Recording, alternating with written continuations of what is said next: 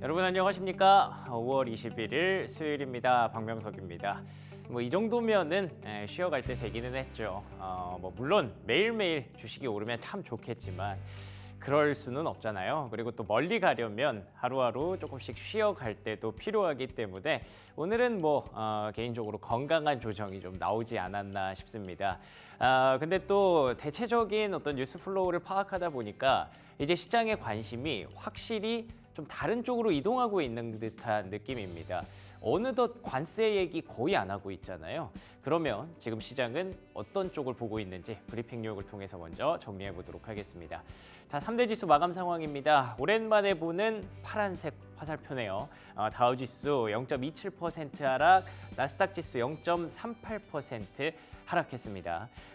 일단은 제가 건강한 조정이라고 말씀드렸던 게 하락을 했지만 하락폭이 그렇게 크지 않았죠. 이 정도면은 선전했다라고 개인적으로 생각을 하고 있고요. 그리고 이제 우리가 좀 큰 이벤트가 있었잖아요. 그러니까 미국의 신용등급 강등이라는 이벤트를 월요일에도 훌륭하게 소화해냈고 화요일 역시 이 정도면 잘 가져가고 있다라고 볼 수 있을 것 같습니다. 테슬라가 소폭 상승했고요. 그리고 엔비디아가 소폭 하락했습니다. 전반적으로 이제 다음 모멘텀을 좀 기다리고 있는 듯한 그런 종목들의 움직임이 나타났고요. 엔비디아 좀 빠지면서 슈퍼마이크로 컴퓨터가 4.5% 급락을 했는데 워낙에 변동성 큰 종목이기 때문에 그렇게 급락이라고 느껴지지는 않는 것 같기도 해요. 자, 그러면 세 가지 체크 포인트 나눠서 확인해 보도록 하죠.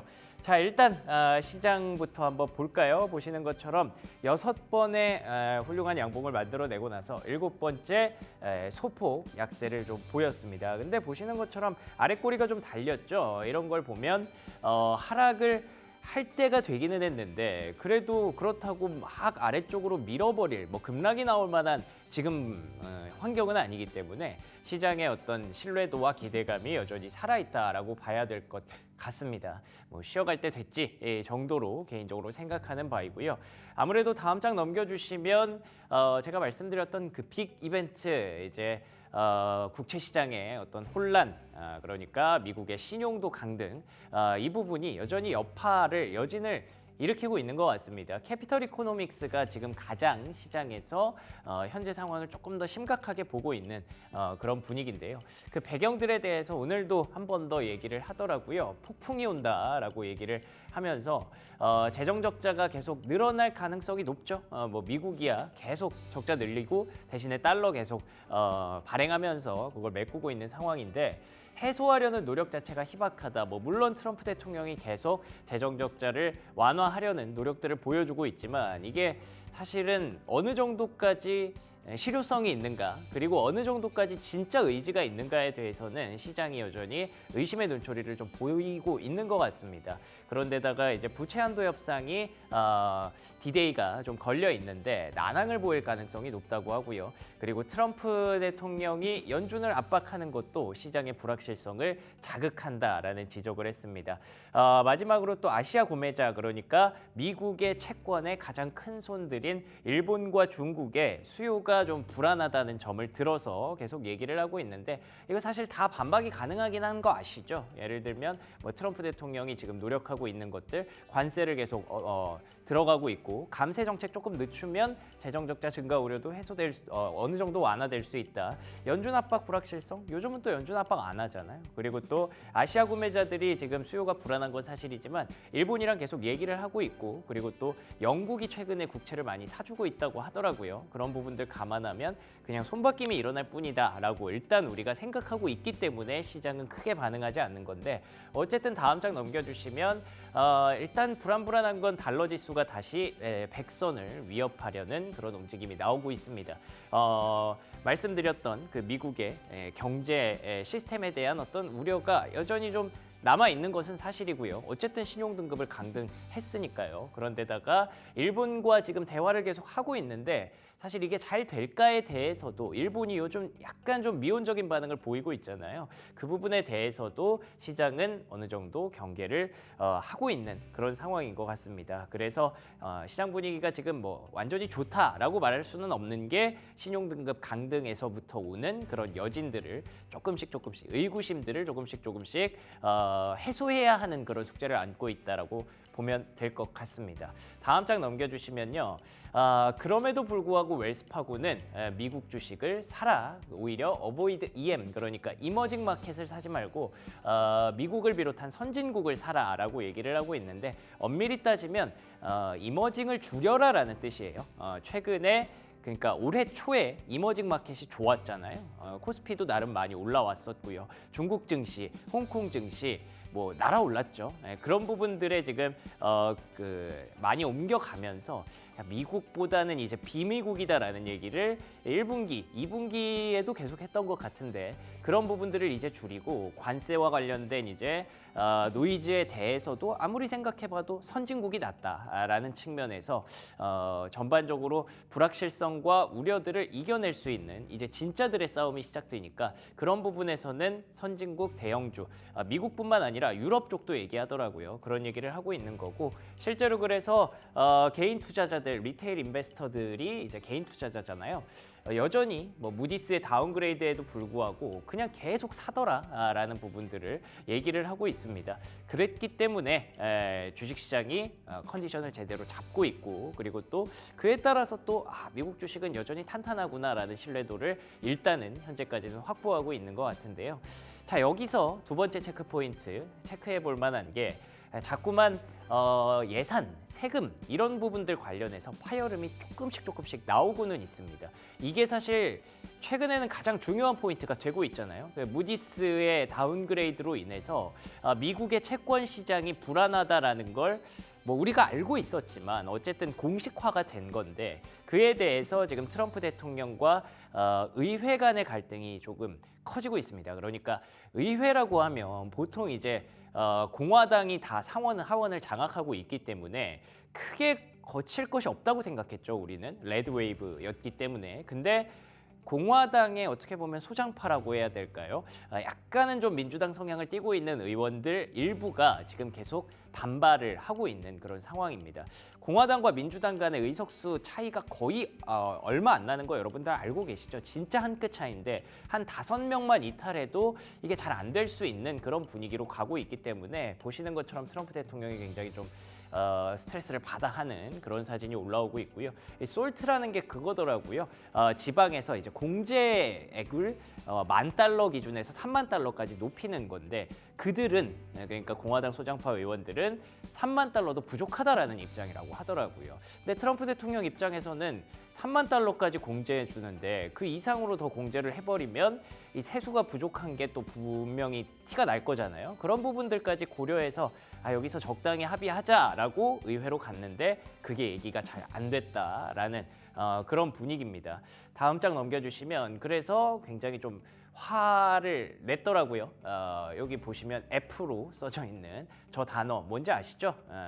이게 사실은 소스에 따르면 뭐 이런 F로 써져 있는 단어를 얘기했다더라, 그런 얘기인데, 뭐 오케이, 그건 알겠고, 최소한 메디케이드가 이제 저소득층에 대한 어떤 그 복지 제도잖아요. 의료 복지 같은 부분인데, 그런 것들을 트럼프가 계속 좀 강화하고 조금 더 줄여서 어떻게든 좀 그 세수 확보를 좀 해서 재정 적자를 좀 이겨내려는 노력들을 본인 딴에는 하고 있는 건데, 그런 것까지 건드린다고 막 반발을 하니까 이제 이런 단어까지 써가면서 굉장히 강력하게 지금 트러블이 좀 일어나고 있는 그런 분위기라고 하더라고요. 뭐 어찌됐든 다 공화당 사람들끼리 지금 싸우고 있다는 점에서 이게 크게 뭐 커지진 않겠죠. 그렇기 때문에 시장이 잘 버티고 있는 건데, 다음 장 넘겨주시면 일단은 버젯 파이트라고 표현을 합니다. 예산과 관련된 이런 갈등과 싸움들이 워싱턴에서 일어나고 있는 이런 부분들이 시장에 압박을 가할 수 있다라는 측면에서 금리가 그렇다고 해서 또 떨어지지도 못한다는 거죠.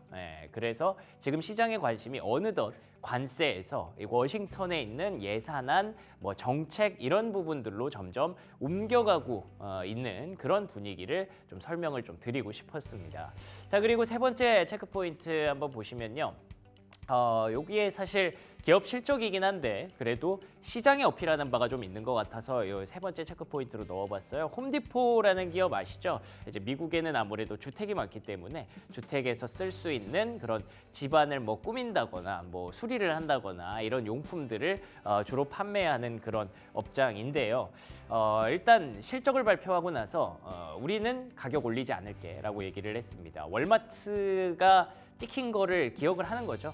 그래서 아마 조금 눈치를 보면서 약간 소극적인 그런 반응을 보였던 것 같은데 사실 이게 중요한 게 아니라 다음 장 넘겨주시면 내일이 좀 중요하다고 하더라고요. 내일은 타겟이 실적을 발표합니다. TJX라는 기업도 실적을 발표하고요. 월마트 다음 가는 중요한 소매업체 보시는 것처럼 이 타겟은 뭐 우리나라 그 백화점과 마트 사이에 있는 어떤 그 애매한 그런 구간에 있는 그런 포지션이거든요. 그렇기 때문에 이쪽에서도 만약에 가격에 대해서 앞으로 뭐 가격을 인상하겠다라는 얘기가 나오게 된다면 시장은 또 한 차례 불확실성을 좀 겪을 수 있다라는 거죠. 그래서 내일 이 시간에 좀 확인을 하게 될 텐데 말씀드린 것처럼 일단 시장이 쉬어갈 만한 이유들이 곳곳에 지금 있는 것 같습니다. 그러니까 채권 시장의 불안감 그리고 그 워싱턴에서 들려오는 자꾸만 그 세금과 예산과 관련된 이런 소음들 그리고 또 이제 소매업체들의 가격 인상 이슈 이런 부분들이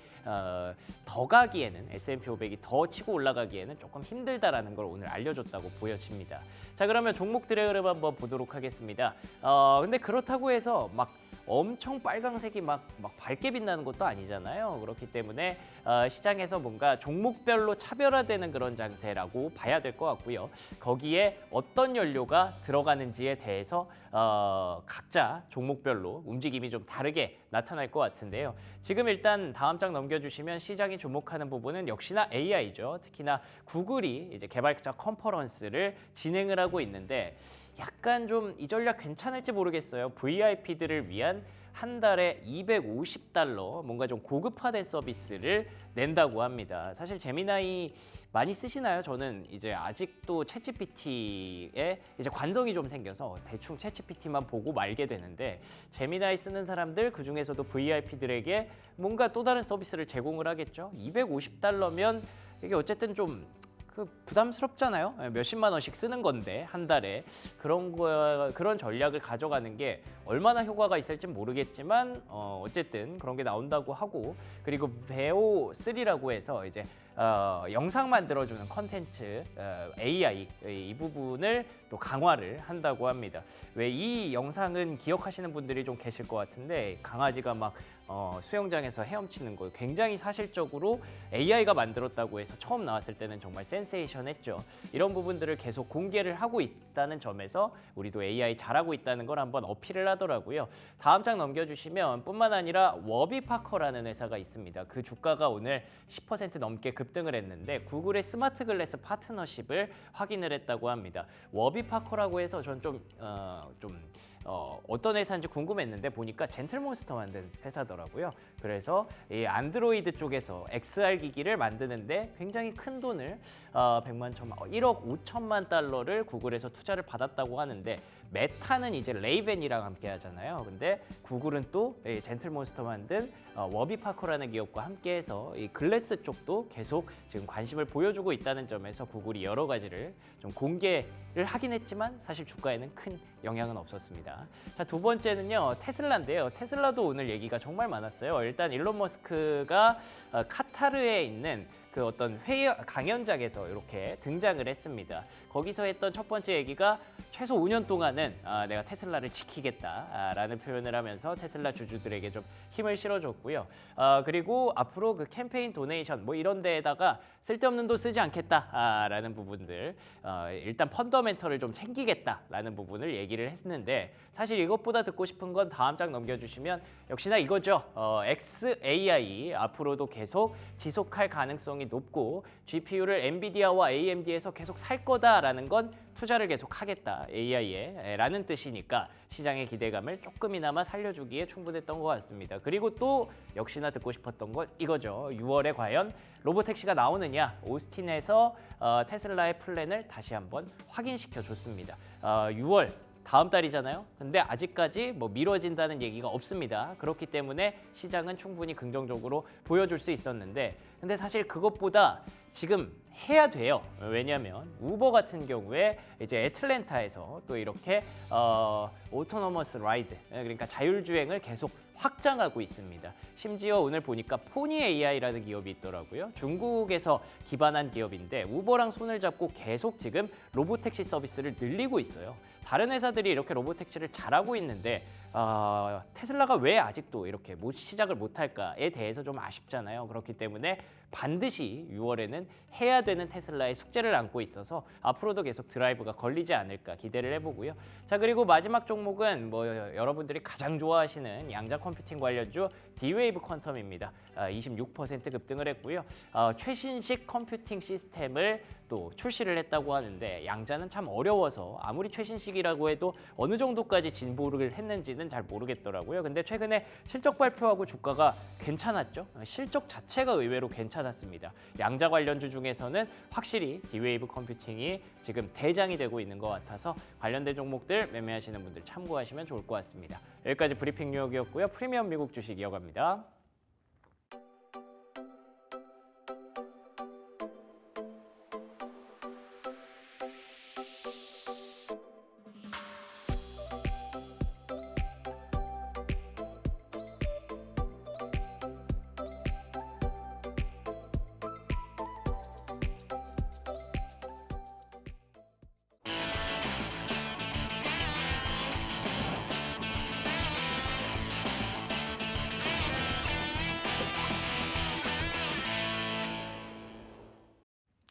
프리미엄 미국 주식 들어왔습니다. 오늘 함께하는 분은 독립리서치 P&J 손창현 팀장 나오셨습니다. 안녕하십니까? 네, 안녕하십니까? 네, 반갑습니다. 자, 간밤에 뉴욕 증시는 7거래일 만에 S&P 500이 조정을 받으면서 3대 지수 모두 쉬어가는 모습이 있었습니다. 근데 뭐 그렇다고 또 많이 빠진 것도 아니에요. 7일 만에 빠진 것 치고는 어떻게 보셨나요? 뭐 제가 봤을 때는 이제 미국의 관세 얘기만 없다라고 하면 시장은 계속 우상향을 하고 있는 것 같습니다. 그래서 관세에 대한 특별한 협상 이야기가 없었어요. 그리고 최근 들어서 그래서 그렇기 때문에 시장은 좀 안정되게 상승을 했다라고 볼 수가 있을 것 같고, 미국이 이제 흑자국인 영국과 협상을 좀 진행을 하고 다른 적자국인 우리나라나 뭐 유럽이나 뭐 일본 등과의 협상을 좀 진행을 하고 있는데 이게 뜨뜻미지근한 그런 상태인 것 같습니다. 그래서 이게 어떻게 결국에 해결이 되는지를 계속적으로 지켜보셔야 될 것 같고요. 그리고 뭐 시장을 역시 부양을 하는 건 역시 기술주들의 상승이었다라고 볼 수가 있을 것 같아요. 그래서 상당히 좀 많이 저점 부근에서 상승을 했었던 뭐 테슬라를 비롯한 뭐 엔비디아나 AMD나 뭐 이런 쪽 관련된 종목들 여전히 좀 상승을 했다라고 볼 수가 있을 것 같고요. 뭐 최근 들어서 이제 뭐 대만의 그런 이 잭슨왕 엔비디아 또 이 CEO가 뭐 여러 가지 이야기들을 했죠. 그렇기 때문에 이 관련된 그런 종목들 이슈로 상승을 했다. 그래서 시장은 별로였지만 뭐 대형주 쪽에 대한 종목들 장세는 계속적으로 이어졌다라고 봐야 될 것 같습니다. 그렇군요. 일단 빅테크가 오늘 좀 쉬어가기는 했습니다. M7 전반적으로 하락폭이 나타나기는 했지만 그렇게 크지는 않았고요. 아무래도 지금 이슈를 계속 드라이브하고 있는 기업들이 M7이기 때문에 그 얘기를 또 해주셨던 것 같아요. 트럼프가 이제 소음을 좀 일으키지만 않는다면 그래도 시장은 뭐 탄탄하게 좀 갈 수 있지 않을까 보고 계신데, 이와 관련해서 트럼프 얘기 좀 더 해보면 연준에서 스태그플레이션 우려를 또 경고했다고 하네요. 이거는 좀 어떻게 보셨나요? 이게 제가 봤을 때는 생각보다 이 지표들이 그렇게 확 나쁘지가 않습니다. 그렇기 때문에 제가 봤을 때는 금리를 인하를 하려고 해도 계속적으로 돌다리를 좀 두들겨 보자라는 의미인 것 같고요, 연준에서.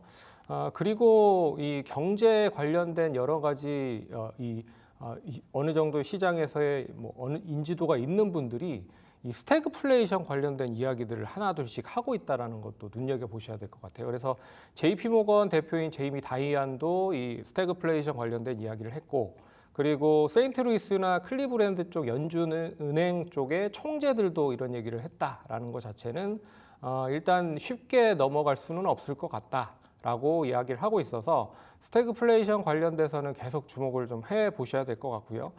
그리고 제가 봤을 때 이제 그 마지막에 그 정점이 금리 인하다라고 볼 수가 있을 것 같습니다. 그래서 연준 입장은 경기를 부양하는 데 있어서의 마지막 최후의 보루는 금리 인하다라고 보고 있어서 이거 카드를 상당히 좀 아끼려고 준비를 하고 있는 것 같아요. 그래서 상반기보다는 하반기에 계속적으로 준비를 하고 있다라고 이야기를 하는 것 같습니다.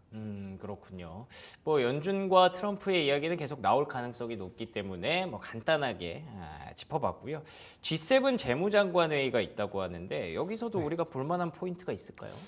이게 이제 그 지난주인가요? 5월 초에 제주동에서 통상 회의가 이루어졌었잖아요. 그래서 이 관련된 이제 그 관세 협정이 그대로 좀 연계되는 그런 모습이 좀 진행이 될 가능성이 높다. 그래서 G7 결국에 이제 재무장관 회의에서 어떤 이야기들을 할 것인지를 보시면 결국에는 뭐 여러 가지가 부분들이 있지만 이 관세 관련된 이야기를 할 가능성이 매우 높다라고 좀 볼 수 있을 것 같고 뭐 경제 현안 논의가 21일 날 있고요. 그리고 22일에는 오후에는 참가국 전원의 공동 기자회견이 있다고 합니다. 그렇기 때문에 여기에서 어떤 발표가 있을지는 한번 눈여겨 보셔야 될 것 같고요.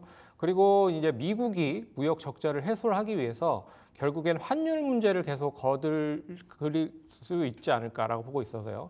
일본과의 환율 관련된 이야기를 계속적으로 이야기할 가능성이 높다. 그래서 인위적으로 뭐 상당히 일본이 엔화를 떨어뜨린 게 아니냐라고 해서 어떻게 보면 이 트럼프 대통령이 이제 강세 압력을 하고 있는 상황이고요. 그리고 최근에 주요국들에 대한 환율이 그런 부분에 있어서 떨어지고 있다라고 좀 보고 있어서 이것도 어떻게 단도리 좀 칠 수 있을지를 좀 확인을 해보셔야 될 것 같습니다. 알겠습니다. 환율과 관련해서도 하반기 가장 중요한 이슈가 될 거라는 얘기가 있죠. 이런 부분들 한번 어떤 얘기가 나오는지 잘 체크해 보시면 좋을 것 같고요. 다시 시장으로 돌아가도록 하겠습니다. 그래서 최근에는 종목별 차별화가 많이 진행되고 있기 때문에 종목들을 계속 보는 게 필요할 것 같은데 홈디포의 실적이 발표됐고 지난주 월마트에 이어서 내일 또 타겟까지 이렇게 소매업체들의 실적이 계속 발표가 되고 있는데 시장이 좀 주시를 하고 있는 것 같아요. 아무래도 뭐 인플레이션이라든지 관세 여파에 가장 직접적인 영향을 받을 수밖에 없는 기업들이잖아요. 그렇죠. 어떤 얘기가 나왔는지 궁금합니다. 일단 홈디포는 수익 1분기 실적이 발표가 됐는데 뭐 순수익은 그렇게 좀 예상치를 하회를 하는 부분들이 있었습니다. 근데 예상치보다는 그렇게 많이 하락을 한 건 아니고요. 결국에는 뭐 EPS로 봤을 때 3.56달러가 뭐 나왔는데 시장 예상치가 3.59달러였기 때문에 뭐 조금 하락을 했다라고 보시면 될 것 같고 하지만 이제 매출은 좀 증가를 했어요. 매출은 398억 6천만 달러를 기록을 해서 예상치인 393억 2천만 달러보다는 좀 높은 그런 매출 추이를 기록을 했다라고 볼 수가 있습니다. 실적이 매출이 늘어났지만 순수익이 줄어들었다라고 하는 의미는 일단 수익성이 조금 훼손이 됐다라고 좀 보고 있지만 제가 봤을 때는 큰 문제는 좀 없을 거라고 보고 있고요. 매출에 대한 상승은 작년에 어떻게 보면 인수를 한 건축자재 유통업체 SRS 이 디스트리뷰션에 대한 실적이 연계가 되면서 같이 상승을 했다라고 볼 수가 있을 것 같아요. 하지만 이제 하반기 때 역시나 관세 관련된 이야기가 스멀스멀 좀 올라올 가능성이 높기 때문에 결과적으로 이 주택 관련된 개보수 소매업체인 홈디포가 과연 이 얼마만큼에 대한 실적을 반영을 할 수 있을지를 좀 생각을 해보셔야 될 것 같다. 그래서 자재비가 최근에 관련돼서 많이 인상이 됐고요. 그리고 또 주택담보대출이 상승을 했기 때문에 뭐 여러 가지에 대한 주택 보급 관련된 부분이라든지 주택 관련된 매출 자체가 좀 침체될 가능성도 높다라고 볼 수가 있어서 일단 뭐 단기적으로 뭐 기술적인 흐름을 보면 한 390불 달러까지는 상승을 할 가능성이 높다라고 보고 있지만 추가적인 하락 상승은 일단 하반기 쪽의 실적과 더불어서 주요 경기를 좀 지표 생각을 해보셔야 될 필요가 있지 않을까 그렇게 좀 살펴봐야 될 것 같습니다. 알겠습니다. 아무래도 월마트와 타겟 사이에 있는 소매업체였다는 점에서 일단 짚어볼 만한 포인트들이 있었는데 이 실적과 관련해서 주가가 뭐 크게 반응하지는 않았어요. 일단은 내일 또 타겟 실적이 발표됐을 때 소매업체들의 반응과 혹시 시장으로 어떤 영향력이 좀 전파되지 않는지 이런 부분들 한번 잘 챙겨 보셔야 될 것 같습니다. 그리고 계속 좀 여진처럼 느껴지는 게 이제 무디스의 어떤 이슈, 미국의 신용등급 강등이었습니다. 이 때문인지 최근 들어서 달러 인덱스가 계속 좀 다시 내려오고 있더라고요. 네. 이게 곧 다시 셀 USA, 셀 아메리카가 시작되는 게 아니냐라는 반응들이 있는데 어떻게 보십니까? 제가 생각을 했을 때는 이미 뭐 재정 적자라 부채는 어느 정도 상당히 높았기 때문에 그렇죠. 어느 정도 이게 시기가 문제였지 제가 봤을 때는 강등은 뭐 했을 가능성이 상당히 높다라고 그렇죠. 이미 네. 시장에서는 어느 정도 생각을 했기 때문에 시장에 대한 반응은 크진 않았다라고 보고 있습니다. 근데 이제 문제는 이제 뭐 달러화가 상당히 안전자산으로 생각을 하고 있었지만 이 달러화가 이제 가치가 상당히 좀 많이 하락을 한다라고 보면 달러를 많이 가지고 있는 나라들이 결국엔 달러를 좀 매각할 수 있을 가능성이 좀 커 보여서 그럴 수 있죠. 결국 이제 중국과 좀 관세 협상이 되레 빨라질 가능성도 높지 않겠느냐라고 좀 생각도 해보셔야 될 것 같아요. 그래서 미국에 대한 그런 뭐 어떤 조치를 좀 취할지는 좀 두고 봐야겠지만 결국엔 달러가 계속 가치에 대한 부분 하방 압력으로 일단 뭐 이어진다라고 보면 결국에는 관세에 대한 부분으로 좀 해석을 좀 더 빨리 할 수도 있지 않을까 그렇게 좀 생각을 해봐야 될 것 같습니다. 그렇군요. 이와 관련해서 트럼프 대통령이 계속 신경을 쓰고 있는 것 같더라고요. 채권 시장이라든지 외환 시장이라든지 이런 부분들 좀 주도권을 놓지 않기 위해서 주도권을 놓지 않되 또 금리는 좀 떨어졌으면 좋겠고 뭐 이런 생각들을 계속 하고 있는 것 같은데 지금 곳곳에 장애물들이 좀 있어서 그거 넘어가기가 쉽지는 않은 것 같습니다. 오히려 이걸 좀 빠르게 해결하기 위해서 관세도 좀 혁신적으로 좀 내렸던 것 같은데 이 연장선에서 좀 더 관세 협상이 좀 더 빠르게 이루어질 수도 있겠다라는 긍정적인 기대감도 한번 가져갈 수 있겠네요. 계속 이렇게 좀 걱정과 기대감 사이에 있는 게 또 지금 새 감세 정책 관련해서도 이슈가 좀 나오고 있거든요. 네. 그러니까 트럼프 대통령의 의지와는 다르게 공화당 측에서 그렇게 좋아하지 않는 것 같다는 얘기들이 있어요. 어떻게 보세요? 이게 그 뭐 21일이죠. 하원 뭐 법안 표결 발표 이후에 본회의 상원에 이제 뭐 상정을 한다라고 얘기가 나오고 있는 것 같은데요. 일단은 뭐 아시다시피 어느 정도 감세 관련된 부분, 이제 부채 문제를 해소하기 위한 결정이다라고 좀 볼 수가 있지만 이게 뭐 제가 봤을 때는 어느 정도 상원 하원을 모두 통과해야 된다라고 하는 그런 점이 좀 전제돼야 된다라고 보고 있습니다. 근데 공화당이 거의 다수당으로 지금 뭐 소속이 되어 있긴 하지만 그래도 반대하는 의원들이 조금 있거든요. 그렇기 있겠죠. 때문에 네. 이게 뭐 조금만 한 4명인가만 반대를 해도 그러니까요. 이제 부결이 될 가능성이 커요. 그래서 예. 이게 통과가 되기는 상당히 좀 어렵지 않을까라고 볼 수가 있을 것 같고요.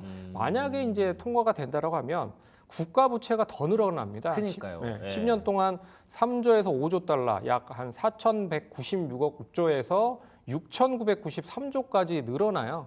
그렇기 때문에 이게 부담이 될 수도 있을 가능성이 높고, 그리고 현재 미국 국채가 아시다시피 36조 달러입니다. 그러니까 우리나라 돈으로는 5경이에요. 5경 1,223조이기 때문에 네. 제가 봤을 때는 10년간 이 부분들이 계속 늘어날 수 있다라는 거를 감안을 해보면 공화당 측에서도 이거를 완전하게 통과를 하기에는 좀 부담이 될 가능성이 높지 않겠느냐라고 좀 봐야 될 것 같습니다. 그러니까 항상 모든 정책이 다 좋을 수는 없잖아요. 일장일단이 있는 건데 지금 감세를 선택하면 재정 적자가 좀 늘어날 수밖에 없지만 그래도 기업들의 투자나 이런 부분들은 좀 원활해질 수 있겠죠. 근데 또 반대로 감세를 조금 포기하고 이제 재정 적자를 계속 좀 줄이는 방향을 좀 더 전향적으로 보여준다면 신용등급은 다시 조금씩 회복할 수도 있잖아요. 그러면 또 주식시장에 또 이쪽으로도 좋을 수도 있기 때문에 그 줄다리기를 지금 잘해야 하는 트럼프 정부의 숙제가 아닌가 싶습니다. 공화당 측에서 일부 반발하는 것도 뭐 충분히 공감이 되는 부분이라서 이게 어떻게 결과가 나올지 오늘 21일 또 중요한 결정을 기다리게 되네요. 그리고 빅테크 얘기 뭐 간단하게 한번 해볼까요? 간밤에 조금 쉬어가기는 했어요. 그리고 요즘은 약간 상승 탄력이 좀 둔화된 것 같기는 한데 그래도 오프닝에서 얘기해 주신 것처럼 대형주들의 장세가 좀 이어질 가능성이 높다고 보시잖아요. 어떻게 보세요? 이게 뭐 이제 추가적으로 상승을 하기 위해서는 어떤 모멘텀이 좀 필요하다라고 네. 볼 수가 있습니다. 근데 현재까지는 이제 어느 정도 떨어진 만큼의 뭐 어느 회복을 다 했다라고 보고 있어서 일단 추가적인 상승을 하기 위해서는 역시 종목별 이슈가 부각이 돼야 될 가능성이 높다. 그리고 지금 뭐 관세율이 아직도 좀 높은 상황인 것 같아요. 상호 관세 뭐 유예를 하고 있는 상황이긴 하지만 그래도 아직 완전히 부과가 되지 않았었던 관세가 부과가 되고 있는 상황이잖아요. 그렇기 때문에 이게 좀 장기화 된다라고 보면 결국에는 이 투자를 하는 데 있어서 기업들의 투자도 어려워질 거라고 좀 보고 있고 기업들의 투자를 원활하게 좀 진행을 시키기 위해서 결국에는 따라오는 게 수익이잖아요. 이 매출과 수익이 따라와야 되는데 이 수익에 대한 부분이 역시 관세로 인해서 조금 줄어들 가능성도 높다라고 보고 있어서 앞으로에 대한 흐름은 제가 봤을 때는 종목별 이슈나 실적에 대한 걸로 차별화가 될 가능성이 높지 않을까라고 살펴봐야 될 것 같아서 일단 뭐 6월에 테슬라에 대한 뭐 사이버 로봇 관련된 이슈나 그리고 또 엔비디아 계속 얘기가 나오고 있죠. 뭐 HBM 관련된 수율 관련 이야기 뭐 이런 쪽에 대한 거를 좀 잘 살펴보시면서 좀 대응을 해야 될 필요가 있지 않을까 그렇게 좀 봐야 될 것 같습니다. 알겠습니다. 많이 올라왔어요. 그렇기 때문에 조금씩 천천히 속도를 제어하는 것 같고요. 그래도 관련된 이슈는 계속 그쪽에서 나올 테니까 관련된 종목들을 중심으로 타겟팅을 계속 해봐야 될 것 같습니다. 그러면 앞으로 시장 전략 간단히 한번 정리해보고 마무리할까요? 네, 시장은 제가 봤을 때는 뭐 지금 완전하게 이제 우상향을 그냥 가고 있다라고 생각을 하고 있는 정도로 좀 안정되게 좀 상승을 하고 있는 상황인 것 같습니다. 그렇기 때문에 뭐 지금 시점에서 뭐 신규로 매수를 한다라고 해도 단기적인 트레이딩은 저는 충분히 가능할 수 있다라고 좀 보고 있어요. 하지만 뭐 이 시점에서 추가적으로 아주 공격적으로 매수하기에는 조금 부담이 된다라고 좀 보고 있기 때문에 제가 봤을 때는 트레이딩을 한다라고 하면 짧게 좀 이 대응을 하면서 접근을 하시면 좋을 것 같고 차라리 긴 안목으로 봤을 때는 떨어질 때마다 어떤 종목들을 매수할 수 있는 타이밍으로도 좀 보시면 좋지 않을까라고 보고 있는데 결국엔 관세가 문제겠죠. 그래서 관세가 어떻게 유예 기간 안에 해소가 될 수 있을 만한 조그만한 실마리가 나온다라고 하면 시장은 더 뭐 좋아질 수 있을 것 같다라고 말씀드려야 될 것 같습니다. 알겠습니다. 일단 길게 보는 관점에서는 지금 뭐 계속 우상향하고 있다고 봐야겠죠. 뭐 물론 4월과 5월 좀 놀랄만한 그런 급락을 보기도 했었습니다만 금방 우리가 회복을 해냈잖아요. 우리라고 해도 될지 모르겠어요. 트럼프 대통령이 다 한 거긴 한데 어쨌든 그 흐름 속에서 길게 보면 우상향이라는 그런 테마는 계속 유지가 되고 있는 거니까 장기적인 관점에서 모아가시는 분들에게는 조금 빠질 때 이렇게 조금씩 숨고르기 할 때 계속 사고 싶었던 종목들을 계속 담아가시면 관세라는 리스크가 90일 안에 어느 정도 완화가 되고 해소가 된다는 관점에서는 충분히 가능한 그런 전략이 되지 않을까 싶습니다. 자, 지금까지 손창현 팀장과 얘기 나눠봤습니다. 오늘도 좋은 말씀 고맙습니다.